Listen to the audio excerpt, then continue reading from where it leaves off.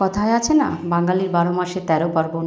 আমরা বাঙালি বস, আমরা কোনো পার্বণকেই হাতছাড়া করি না। আর সেই পার্বণ যদি হয় ঐতিহাসিক রামনবমী, সেটা কি হাতছাড়া করা যায়? কোনো মতেই না। আমাদের রামলালার জন্মদিন বলে কথা, তাই না? তা সবার মতন আমিও সেদিনটিকে একটু ছোট্ট করে সেলিব্রেট করতে চেয়েছি আর চেষ্টা করেছি। জানি না কত দূর সাকসেস হয়েছে। সেরকমভাবে করিনি, বাড়িতে নিজেই পুজো করেছি জল ফুল দিয়ে। তা আমার বাড়িতেই যেহেতু অনেক ফুল গাছ আছে, তাই আমাকে বাইরে থেকে ফুল আর কিনতে হয় না। সকালে উঠেছি, স্নান করেছি, স্নান করে তারপরে যথারীতি নিজের হাতে গাছের থেকে ফুল তুলেছি। মানে নিজের হাতে ফুল তোলাটার মজাটাই আলাদা, তাই না? তা যাই হোক, ফুল তুললাম, ফুল তুলে নিয়ে পূজার প্রস্তুতি করেছি। তা পুজো দিতে হবে। এইবার তোমরা যে এখন যে মূর্তিটি দেখবে রামের, সেই রামের মূর্তিটি কিন্তু আমাকে আমার কাকিমা গিফট করেছিল। তা কাকিমাকে অশেষ অশেষ ধন্যবাদ।